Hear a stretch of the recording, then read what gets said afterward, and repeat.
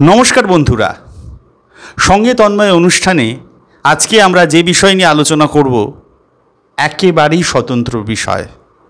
নেতাজি সুভাষচন্দ্রের যে সমস্ত পর্ব আপনারা দেখেন, সেই সমস্ত পর্ব দেখেই বুঝতে পারেন যে আমরা চেষ্টা করি নেতাজি সুভাষচন্দ্র বোস সম্পর্কে নানান তথ্য আপনাদের কাছে তুলে ধরার। কিন্তু নেতাজি সুভাষচন্দ্র কি শুধু একাই এ কাজ করতে পেরেছিলেন? এই প্রশ্নটা চলেই আসে। আপনারা শেষদা সুরেশ বসুর নাম শুনেছেন, সুরেশ বসুর এক মেয়ে ললিতা বসুর নাম শুনেছেন, আরেকজন মেয়ে বেলা বসু। পরবর্তী সময় যিনি হরিদাস মিত্রকে বিয়ে করে হয়েছিলেন বেলা মিত্র। বেলা মিত্র নেতাজি সুভাষচন্দ্রের জীবনে কতটা গুরুত্বপূর্ণ হয়ে উঠেছিলেন, আজকে এই বিষয় নিয়েই আমরা আলোচনা করব। শুধু ভূমিকায় একটু বলে দিয়ে একটা কথা, গান্ধীজি জানকীনাথ বসুর বাড়িতে এসেছিলেন। ছোট্ট বেলা গান্ধীজিকে মাল্যদান করেছেন। গান্ধীজি তখন রসিকতার সুরেই বলেছেন, আপনার কন্যার সঙ্গে তো আমার শাদী হয়েই গেল। গান্ধীজির সঙ্গে বেলার পরবর্তী সময় তার আদর্শের প্রতি অনুপ্রাণিত হন এবং পরে যে কাজ তিনি করেন তা দুঃসাহসিক কাজ। আজকে আমাদের সঙ্গে যিনি আছেন তাকে নতুন করে পরিচয় করে দেওয়ার কিচ্ছু নেই। ডক্টর দেবাশিস মজুমদার।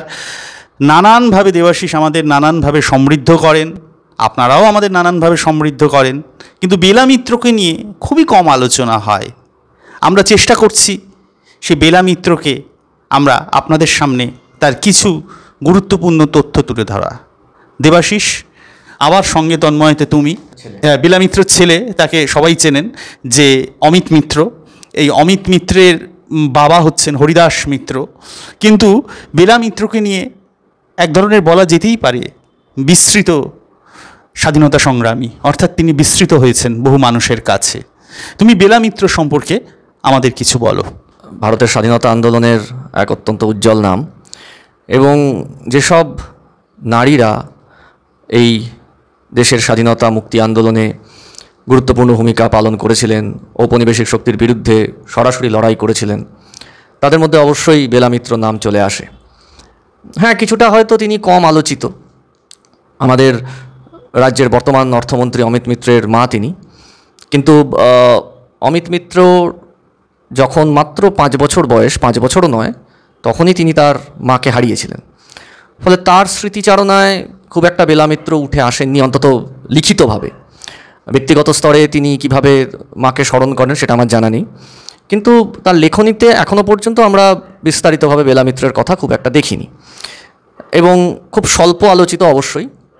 তবে বিস্তৃত নন, একটি ঘটনা তাকে বিস্তৃত হতে দেয় না, কারণ যেহেতু তিনি ভারতবর্ষের প্রথম নারী যার নামে পূর্ব ভারতীয় রেল একটি স্টেশন উৎসর্গ করেছে, বেলানগর স্টেশন, হাওড়া বর্ধমান কর্ড লাইনে বেলানগর স্টেশন। তার কারণও আছে, তার ইতিহাসও আছে, সেগুলো হয়তো আমরা পরে আলোচনায় আসব। তবে বেলা মিত্রর জীবৎকাল মাত্র 31 বছরের কিছু বেশি। 1920 সালে ওনার জন্ম, 1952 সালে ওনার মৃত্যুর আগের দিন পর্যন্ত বলা যেতে পারে তিনি সক্রিয় ছিলেন, ভীষণ রকমভাবে সক্রিয় ছিলেন। 1936 সাল থেকে মোটামুটি আমরা দেখছি যে তিনি ভারতীয় রাজনীতিতে যুক্ত হচ্ছেন। 16 বছর বয়স তখন মাত্র ওনার।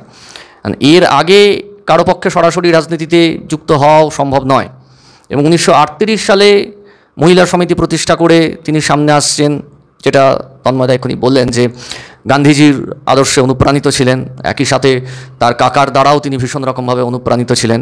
ফলে 1938 সাল থেকে আমরা দেখব যে উনি জাতীয় কংগ্রেসের সঙ্গে যুক্ত হচ্ছেন। ওই 38 সালেই প্রথমবার সুভাষচন্দ্র বসু হরিপুরায় কংগ্রেস সভাপতি নির্বাচিত হচ্ছেন, দ্বিতীয়বার নির্বাচিত হচ্ছেন 1939 সালে ত্রিপুরীতে। এবং এই সময় জাতীয় কংগ্রেসের অভ্যন্তরে মেয়েদেরকে সংগঠিত করার ক্ষেত্রে, নারী ভলেন্টিয়ার তৈরি করার ক্ষেত্রে কিন্তু বেলা মিত্রের যথেষ্ট গুরুত্বপূর্ণ ভূমিকা রয়েছে। এবং 1940 সালে রামগড় সেশনে তিনি এই নারী ভলেন্টিয়ারদের চিফ ছিলেন। ওই সেশনেই তিনি পদত্যাগ করেন জাতীয় কংগ্রেস থেকে, কারণ ওই ত্রিপুরী অধিবেশনে সুভাষচন্দ্র বসুর যে পন্থ প্রস্তাব, সেইটাকে কেন্দ্র করে যে সমস্যা, এবং সুভাষচন্দ্র বসু তখন ফরওয়ার্ড ব্লককে আরও সামনে নিয়ে আসেন, কিন্তু তখনই তিনি অফিসিয়াল রেজিগনেশনটা দেননি, যেটা অফিসিয়াল রেজিগনেশনটা আসে পরবর্তীকালে বিরামগড়ে, এবং তারপরে বেলামিত্র জাতীয় কংগ্রেস ত্যাগ করে বেরিয়ে আসেন। এবং তারপর আজাদিন বাহিনীতে যোগদান, আজাদিন বাহিনীর সিক্রেট সার্ভিসের সঙ্গে ওতপ্রোতভাবে জড়িয়ে থাকা, এবং যেহেতু তার স্বামী হরিদাস মিত্র আজাদিন ফৌজের সিক্রেট সার্ভিসের, প্রাথমিকভাবে তিনি আজাদিন বাহিনীর সিক্রেট সার্ভিসে যুক্ত হয়েছিলেন এবং পরবর্তীকালে চিফ ইন্টেলিজেন্স অফিসার হন। তো সেই সূত্রে আজাদিন বাহিনীর সঙ্গে যুক্ত বহু ব্যক্তিকে কলকাতায় শেল্টার দেওয়া, তাদেরকে নিরাপদে লুকিয়ে রাখা, এই কাজগুলো তো তিনি করেছেন। তার পাশাপাশি তার সবচেয়ে উল্লেখযোগ্য কাজ আজাদ হিন্দ বাহিনীর হয়ে, সেটা হচ্ছে আজাদ হিন্দ রেডিওর ট্রান্সমিটার, সেটাকে পরিচালনা করা। এবং এই ট্রান্সমিটারে বিভিন্ন জায়গা থেকে আজাদ হিন্দ বাহিনীর যারা গুপ্তচর ছিলেন, কারণ আজাদ হিন্দ বাহিনী যে দ্বিতীয় বিশ্বযুদ্ধে এত গুরুত্বপূর্ণ ভূমিকা পালন করতে পেরেছিল, তার একটা গুরুত্বপূর্ণ কারণ হচ্ছে নেতাজি সুভাষচন্দ্র বসু একটা অত্যন্ত এফিশিয়েন্ট ইন্টেলিজেন্স তৈরি করতে পেরেছিলেন। মানে এটা সবসময় বলা হয় যে কোনো যুদ্ধের ক্ষেত্রে সৈন্য সংখ্যা নয়, কোনো সৈন্যবাহিনীর ইন্টেলিজেন্স দপ্তর কতটা গুরুত্বপূর্ণ কাজ করছে সেটা সবচেয়ে ইম্পর্টেন্ট। তো সেই জায়গা থেকে কলকাতা থেকে এই ইন্টেলিজেন্স নেটওয়ার্ককে পরিচালনা করা এবং ট্রান্সমিটারের মাধ্যমে গুরুত্বপূর্ণ খবর সঠিক জায়গায় পৌঁছে দেওয়া, কলকাতা থেকে সিঙ্গাপুর, ব্যাংকক, বিভিন্ন জায়গায় যেখানে ইস্ট এশিয়ায় যেখানে আজাদ হিন্দ ফৌজ মোতায়েন রয়েছে তাদের কাছে সময় মতো খবর পৌঁছে দেওয়া, এই গুরুত্বপূর্ণ কাজ যে তিনি নেতৃত্ব দিয়েছিলেন, শুধু কাজ করেছিলেন বলবো না, নেতৃত্ব দিয়েছিলেন। এবং তারপর দ্বিতীয় বিশ্বযুদ্ধ শেষ হওয়ার পরও তিনি ওয়েল অ্যাক্টিভ ছিলেন। হরিদাস মিত্র সহ বেশ কয়েকজনের ফাঁসি আটকানোর ক্ষেত্রে তিনি গুরুত্বপূর্ণ ভূমিকা নিয়েছিলেন, সে বিষয়ে অবশ্যই আমরা পরে আসব। এবং তারপর যেটা স্বাধীন ভারতে তিনি করেছিলেন, যে সরাসরি রাজনীতিতে না এসে নিজেকে মানব সেবায় নিয়োজিত করেছিলেন। মানে তিনি যদি চাইতেন তিনি ভারতীয় রাজনীতিতে এসে রাজনৈতিকভাবে কোনো গুরুত্বপূর্ণ পদে আসতেই পারতেন, সেই ক্ষমতাও তার ছিল, সেই সুযোগও তার ছিল, কিন্তু তিনি আসেননি। তিনি শুধু মানব সেবা করে গেছেন। এবং এই পূর্ববঙ্গ থেকে জাতিদাঙ্গার ফলে যে উদ্বাস্তু মানুষের চলে আসা, 47 সাল থেকেই মানুষ চলে আসছিলেন, কারণ যেহেতু বেলামিত্র আজাদ হিন্দ ফৌজের রানী ঝাঁসি বাহিনীর অন্তর্ভুক্ত ছিলেন, তো পরবর্তীকালে তিনি সেই নামেই রিলিফ ফান্ড তৈরি করেন। 47 সালের থেকেই কিছু কিছু করে উদ্বাস্তু মানুষ আসছিলেন, কিন্তু এর গতিটা বেড়ে যায় 48-এর শেষে এবং 49-এর শুরুর দিকে। এবং সেই নিয়ে জয়া চ্যাটার্জির দ্য স্পয়েলস অফ পার্টিশন বইতে আমরা একটি তথ্য দেখতে পাচ্ছি যে কলকাতা হাওড়া উপকূলে হঠাৎ করে ফেব্রুয়ারি 1949 সালে 16-17 লক্ষ উদ্বাস্তু মানুষ এসে উপস্থিত হয়েছেন, হঠাৎ করে একদম রাতারাতি বর্ডার ক্রস করে তারা এসে উপস্থিত হয়েছেন। তো এদের মধ্যে বহু পরিবার তারা বেলামিত্রের সহযোগিতা পেয়েছিল। তাদেরকে পুনর্বাসন দেওয়ার ক্ষেত্রে, সর্বহারা এই মানুষগুলোকে সংগঠিত করে এক জায়গায় নিয়ে আসার ক্ষেত্রে ওনার বিশেষ গুরুত্বপূর্ণ অবদান ছিল। এবং এই সময় যে তিনি এত কাজের চাপ নিয়েছিলেন, 47 সালে তিনি মা হচ্ছেন এবং তারপরে নিজের শরীরের প্রতি কোনো রকম যত্ন না নিয়ে তিনি এই মানুষগুলোকে পুনর্বাসিত করার জন্য নিজেকে আত্মনিয়োজিত করলেন। এবং যার ফলে আমরা দেখব যে 50 সাল থেকেই তার শরীর স্বাস্থ্য ভেঙে পড়তে শুরু করেছে এবং 52 সালে মাত্র 32 বছর বয়সে পৌঁছানোর আগেই তার মৃত্যু হচ্ছে। স্বল্পকালীন জীবন, কিন্তু অতি উজ্জ্বল জীবন, দেশ সেবায় মানব সেবায় নিয়োজিত করা জীবন। এবং তিনি এমন একটি পরিবারের সদস্য, যে পরিবার তো ভারতবর্ষের রাজনীতিকে বহুভাবে সমৃদ্ধ করেছে, এবং সেই পরিবার থেকে উঠে আসা সবচেয়ে বড় মানুষটি হলেন নিঃসন্দেহে নেতাজি সুভাষচন্দ্র বসু। তো সেই পরিবারের আরেক উজ্জ্বল নক্ষত্র নিঃসন্দেহে বলা যায় বেলামিত্রকে। এবং অবশ্যই বাঙালি হিসেবে আমরা গর্ব করতে পারি যে বাংলার মাটিতে এমন মহীয়সী নারী জন্মেছেন, এমন প্রণম্য নারী জন্মেছেন। ভারতবাসী হিসেবে আমরা গর্ব করতে পারি এমন প্রণম্য নারী যিনি বাংলার রাজনীতিতে, বাংলার সমাজসেবায় নিজেকে নিয়োজিত করেছিলেন এবং আত্মোৎসর্গ করেছেন বলা যেতে পারে তাকে।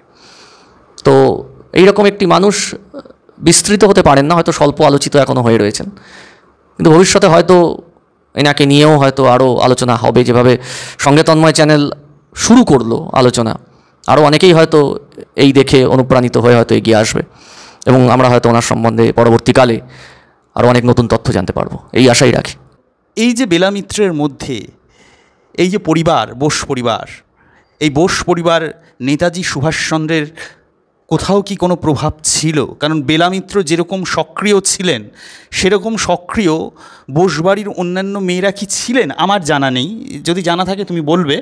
আর সবথেকে সক্রিয় একজন রাজনৈতিক বলি বা মানে সমাজসেবিকা বলি, সে হচ্ছে বেলামিত্র। পরিবারের প্রভাব তো বটে, এবং মানে যার কথা বললাম আর কি, যে এই পরিবারের সবচেয়ে উজ্জ্বলতম নক্ষত্র নিঃসন্দেহে বাংলার, ভারতবর্ষের সবচেয়ে উজ্জ্বলতম নক্ষত্র স্বাধীনতা আন্দোলনের নেতাজি সুভাষচন্দ্র বসু। তার প্রভাব তো পরিবারের অনেকের ওপরই পড়েছিল। হয়তো সবাই সমানভাবে আত্মনিয়োগ করতে বা আত্মোৎসর্গে এগিয়ে আসতে পারেননি, পরিবারকেও গুছিয়ে রাখার একটা ব্যাপার ছিল। কিন্তু বেলা মিত্র এমন একজন পারিবারিক সদস্য ছিলেন ছোটোবেলা থেকেই, যিনি ভীষণ রকমভাবে সুভাষচন্দ্র বসুর দ্বারা অনুপ্রাণিত ছিলেন। সুভাষচন্দ্র বসুর বিভিন্ন কর্মকাণ্ডের দ্বারা তিনি অনুপ্রাণিত ছিলেন। একটা বিষয় হচ্ছে, সুভাষচন্দ্র বসু যে বছর আইএএস পাশ করে চাকরি ছেড়ে দিয়ে ইংল্যান্ড থেকে ভারতবর্ষে প্রত্যাবর্তন করছেন, সেই বছরই ওনার জন্ম হচ্ছে। এবং যেটা অনন্যা বড়ুয়ার স্মৃতিচারণা থেকে জানা যায় যে সুরেশচন্দ্র বসুর কাছে খুব ছোটোবেলা থেকেই তিনি তার কাকার সম্পর্কে নানা রকম ঘটনা শুনতেন। তিনি এবং তার বোন ইলা বসু দুজনেই বাবার কাছ থেকে কাকার সম্পর্কে নানা তথ্য শুনতেন। এবং 30-এর দশকে সুভাষচন্দ্র বসু যখন ইউরোপে রয়েছেন, সেই সময়েও তার চিঠি আসছে বসু পরিবারে, সেই নিয়ে আলোচনা হচ্ছে। মহাত্মা গান্ধীর জাতীয় কংগ্রেসে আলোচনা করছেন। শরৎচন্দ্র বসু তখন বাংলার প্রদেশ কংগ্রেসের একজন অত্যন্ত গুরুত্বপূর্ণ নেতা, তার কাছে তিনিও বাড়িতে এই বিষয়গুলো আলোচনা করছেন, পরিবারের মধ্যে আলোচিত হচ্ছে। তো এইগুলো বেলা বসুকে খুব অল্প বয়স থেকেই, একদম ছাত্রাবস্থা থেকেই তাকে ভীষণ রকমভাবে আন্দোলিত করেছিল। এবং যেটা তন্ময়দা বললেন যে মহাত্মা গান্ধীকে উনি বরণ করেছিলেন, তো এর থেকে আমরা যেটা বুঝতে পারছি যে একদম ছোটোবেলা থেকেই রাজনৈতিক পরিমণ্ডলটা তিনি দেখেছিলেন, এবং কিভাবে একটা গোটা পরিবার ভারতবর্ষের রাজনীতিতে ওতপ্রোতভাবে জড়িয়ে রয়েছে, তার সঙ্গে উনিও জড়িয়ে যাচ্ছেন, মানে মানসিকভাবে সেই প্রস্তুতিটা তৈরি হয়ে যাচ্ছে। এবার তার পরবর্তীকালে তার কাকার আত্মত্যাগের কথা, তার সর্বস্ব ত্যাগ করে স্বাধীনতা আন্দোলনে ঝাঁপিয়ে পড়ার কথা যখন তিনি জানতে পারছেন, তখন তিনি সেই আদর্শের সঙ্গে নিজেকে জড়িয়ে ফেলছেন।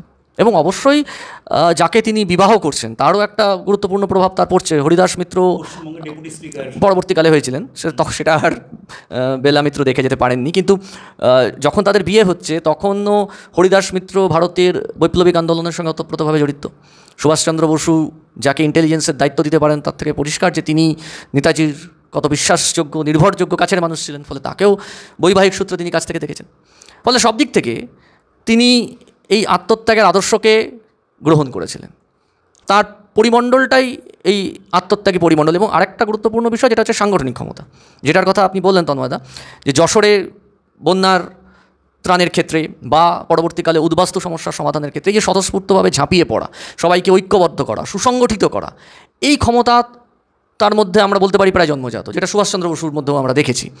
হয়তো রক্তের প্রভাব কিছুটা আছে জেনেটিক্যালি, তো এই প্রভাবটা তার মধ্যে কিন্তু ওতপ্রোতভাবে ছিল এবং তিনি সেটাকে কাজে লাগিয়েছিলেন। যে কারণে একদিকে যেমন তিনি নারী শক্তিকে সংঘবদ্ধ করতে পেরেছিলেন, মহিলা সমিতি পরিচালন করতে পেরেছিলেন, ঝাঁসির রানীর রেজিমেন্টে সেখানেও তিনি গুরুত্বপূর্ণ ভূমিকা পালন করতে পেরেছিলেন, পরবর্তীকালে ঝাঁসির রানীর রিলিফ ফান্ডে তিনি নেতৃত্ব দিতে পেরেছিলেন। এবং এই অভয়নগরে উদ্বাস্তুদের পুনর্বাসনের ক্ষেত্রে তার যে অবদান, সেখানে কিন্তু কোনো রকম মানে সরকারি সাহায্য ছাড়াই তিনি ঝাঁপিয়ে পড়েছিলেন। সেই রিলিফ ফান্ডের ওপর নির্ভর করে যে গয়না বিক্রির কথা আপনি বললেন যশোরে, ওই যা কিছু অবশিষ্ট ছিল সেটা তিনি উদ্বাস্তুদের পুনর্বাসনের ক্ষেত্রে দিয়ে দেন। তো এই যে সর্বস্ব ত্যাগ করার যে প্রবণতা, অবশ্যই সেটা তার কাকার কাছ থেকেই তিনি পেয়েছেন, তার সাহচর্যে, তার সংস্পর্শে, তার পারিবারিক সূত্রে তিনি সেই উত্তরাধিকারী হয়েছিলেন। এবং যেটা আমরা বোস দ্য ফরগটেন হিরো বলে যে চলচ্চিত্র তৈরি করেছিলেন শ্যাম বেনেগাল, সেখানে আমরা ইলা বসুকে দেখেছি, কিন্তু খুব অদ্ভুতভাবে আমরা বেলা বসুকে দেখি। কিন্তু এই যে নেতাজির যে মহাভিনিষ্ক্রমণের কথা যেটা বলা হয়, যে বিষয়ে পরবর্তীকালে শিশির কুমার বসু বিস্তারিতভাবে লিখেছেন, তার পুত্র সুগত বসু এই নিয়ে বিস্তারিতভাবে চর্চা করেছেন, যা নিয়ে বিতর্কও আছে। তো এই মহাভিনিষ্ক্রমণ ঘটনার সঙ্গেও কিন্তু বেলা বসু ওতপ্রোতভাবে জড়িত ছিল। মানে এই যে সুভাষচন্দ্র বসুকে বাড়ি থেকে পালিয়ে যাওয়ার যে অত সিকিউরিটি সত্ত্বেও, বাড়ি শুধু নয় বাংলা থেকে পালিয়ে যাওয়ার যে ঘটনা, এবং মিসডাইরেক্ট করা যে তিনি অরবিন্দ আশ্রমের দিকে চলে গেছেন, শ্রী অরবিন্দর আশ্রমের দিকে চলে গেছেন, এর জন্য কিছু পরিবার থেকে কিছু বিষয় সাজানো হয়েছিল। এই সাজানোগুলোর ক্ষেত্রে ইলা বসু এবং বেলা বসু দুই বোনের গুরুত্বপূর্ণ ভূমিকা ছিল। এবং পরবর্তীকালে তার এই বেলা বসুর যে এই কাজগুলো এত নিখুঁত হয়, একজন মানে ইন্টেলিজেন্স বা একজন গুপ্তচর বাহিনীর কাজ করার ক্ষেত্রে একদিকে যেমন তথ্য সংগ্রহ করা গুরুত্বপূর্ণ, তেমনি শত্রুপক্ষকে মিসগাইড করাও একটা গুরুত্বপূর্ণ দিক থাকে ইন্টেলিজেন্সের। তো সেই কাজটা এত সুনিপুণভাবে তিনি করেছিলেন যে কারণে পরবর্তীকালে কলকাতায় থেকে রানী ঝাঁসি রেজিমেন্টের ইন্টেলিজেন্সের কাজ এগিয়ে নিয়ে যাওয়ার যে দায়িত্ব, সেটা সুভাষচন্দ্র বসু নির্দ্বিধায় বেলা বসুকে দিতে পেরেছিলেন। ততদিনে তিনি বেলামিত্র হয়ে গেছেন, বেলামিত্রকে দিতে পেরেছিলেন। এবং মানে নেতাজির মহাবিনিষ্ক্রমণের সময় তিনি বেলামিত্র, 1936 সালে তার বিয়ে হচ্ছে। তো মানে শ্বশুর বাড়িতে যাওয়ার পরেও তিনি কিন্তু এই বসু বাড়িতে এই কর্মকাণ্ডগুলোকে অত্যন্ত গোপনে তিনি চালিয়ে গেছেন, এবং যে কারণে তিনি স্বল্প আলোচিত, যে তিনি এই কোভার্ট যে কাজকর্মগুলো এগুলোকে এত নিখুঁতভাবে করতে পারতেন যেগুলো আলোয় আসবে না। মানে সেটাই তো গুপ্তচর বাহিনী বা গুপ্তচর বিভাগের প্রধান দায়িত্ব, যে আমি কি করছি না করছি সেটা বাইরে আসবে না। সেই জন্যই বলা হয় যে মানে স্পাইয়ের জীবন বা একজন ইন্টেলিজেন্স অফিসারের জীবন মানে ভীষণ রকমভাবে সেলফ স্যাক্রিফাইসের একটা গুরুত্বপূর্ণ উদাহরণ হতে পারে সর্বস্তরে, সর্বক্ষেত্রে। কারণ তিনি যা কিছুই করছেন সেটার কথা কেউই কোনো দিন বিস্তারিতভাবে জানতে পারবে না। তো সেই জন্য তিনি কিছুটা স্বল্প আলোচিত। কিন্তু এইটা জানা যায় যে অবশ্যই তিনি এই বিষয়ে, এই কর্মকাণ্ডর ক্ষেত্রে গুরুত্বপূর্ণ ভূমিকা নিয়েছেন। এবং অবশ্যই সুভাষচন্দ্র বসুর পরবর্তী প্রজন্মের মধ্যে বসু পরিবার থেকে যারা ভারতের স্বাধীনতা আন্দোলন, ভারতের সমাজসেবা, রাজনীতিতে নেতৃত্ব দিয়েছিলেন, তাদের মধ্যে প্রধান নাম হিসেবে উঠে আসবে বেলা বসু অথবা বেলা মিত্র, বা জন্মসূত্রে তার যে নাম ছিল অমিতা, যে নাম থেকেই পরবর্তীকালে পুত্র সন্তানের নাম হরিদাস মিত্র দিয়েছিলেন, অমিত মিত্র। তো সেটা তিনি করেছিলেন। তার জীবন যদি দীর্ঘায়িত হতো, আমরা হয়তো তার কাছ থেকে আরও অনেক কিছু পেতে পারতাম। বাংলার সমাজ নিঃসন্দেহে আরও সমৃদ্ধ হতো। কিন্তু এটাই দুঃখের বিষয় যে তিনি স্বল্প জীবনের অধিকারী। বন্ধুরা, যেহেতু বেলা মিত্র সম্পর্কে তথ্য খুব কম পাওয়া যায়, আমরা অনেক কষ্ট করে বিভিন্ন জায়গা থেকে বিভিন্ন তথ্য সংগৃহীত করেছি। একটি বই আমার হাতে এসছে, বইটি এখন আউট অফ প্রিন্ট। বইটির নাম আপনাদের আমি পরে বলে দেবো। তো সেই বইটিতে একটা জায়গায় কী লেখা আছে সেটা আমি একটু পরে পড়ব। কিন্তু তার আগে আমি একটা কথা বলি। দেবাশিস এই যে বলল যে তার আপসহীন সংগ্রামের কথা যেটা বলল, এই যে বিহারে রামগড়ে যে আপসহীন যে একটা মহাসম্মেলন হয়েছিল, নেতাজি সুভাষচন্দ্র বসু সেখানে বেলা মিত্রকে সর্বাধিনায়ক নায়িকা করে তুলেছিলেন, হ্যাঁ, কমান্ডার ইন চিফ করে তুলেছিলেন।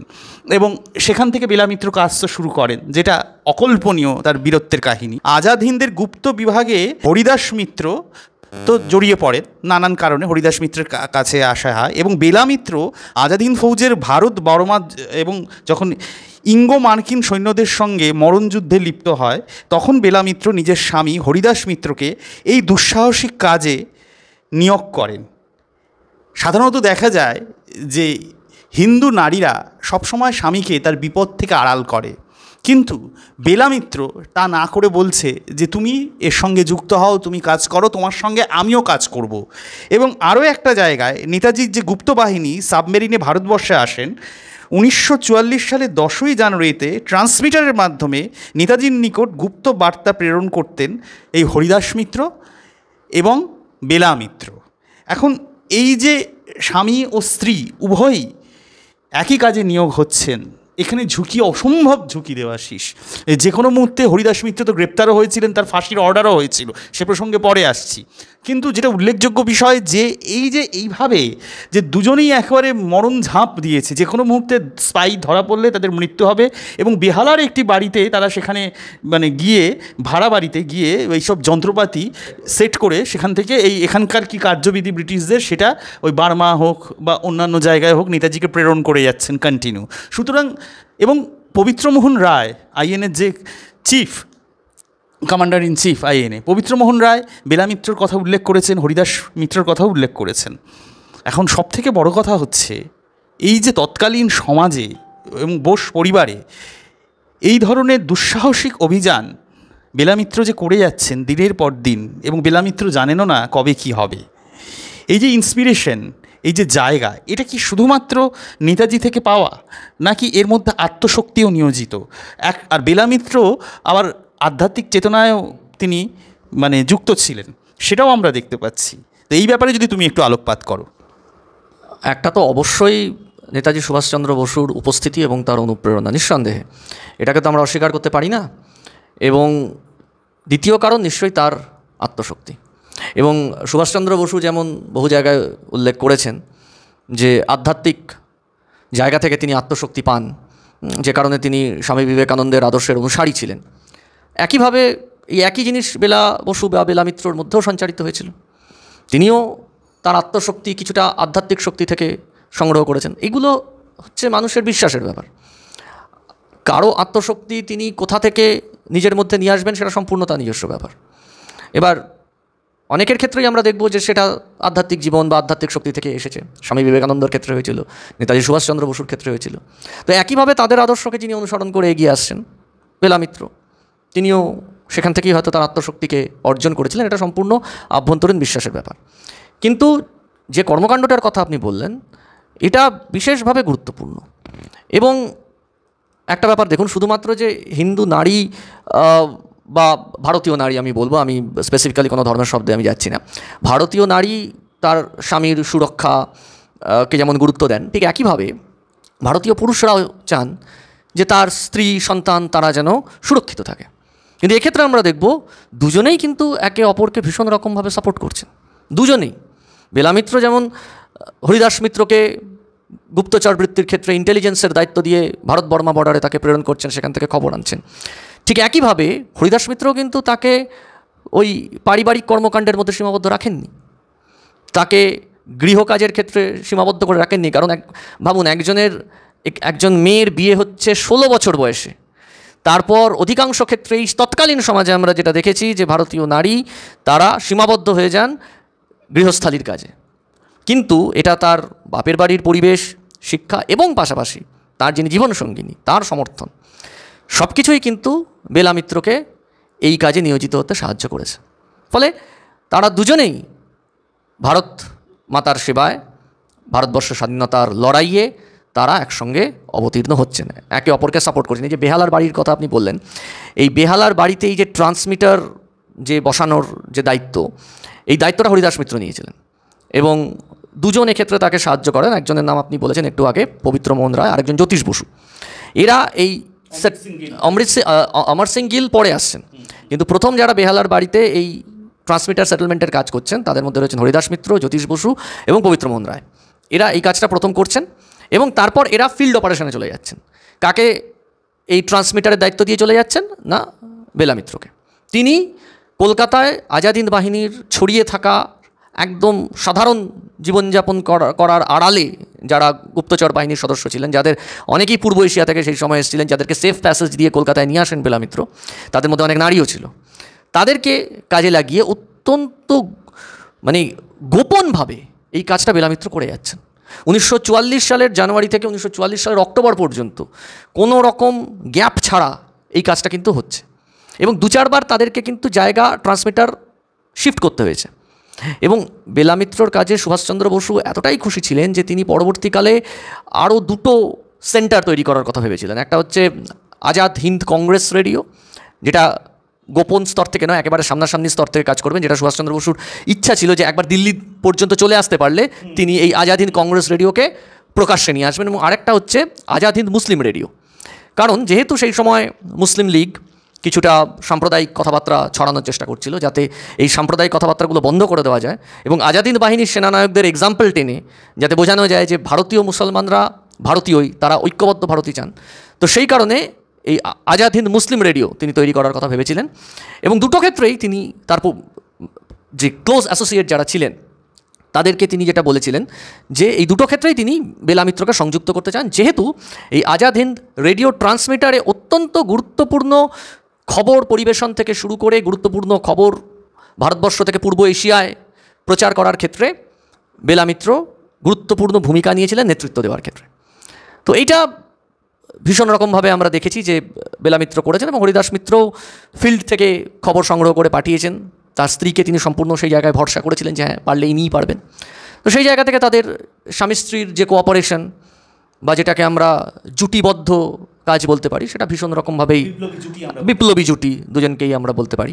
তো সেটা তারা একে অপরকে সাপোর্ট করেছিলেন এবং ডেফিনেটলি আমি তো বলবো যে বেলা মিত্রের এই প্রচণ্ড ভূমিকা পালনের ক্ষেত্রে একদিকে যেমন সুভাষচন্দ্র বসুর জীবন আত্মত্যাগ একটা অনুপ্রেরণা ছিল, তেমনি সুভাষচন্দ্র বসুর আদর্শকে অনুসরণ করেই তার যে আধ্যাত্মিক বিশ্বাসের জায়গা ছিল সেটাও তাকে এই আত্মশক্তি অর্জন করতে সাহায্য করেছিল, এবং অবশ্যই জীবনসঙ্গীর প্রত্যক্ষ সমর্থন।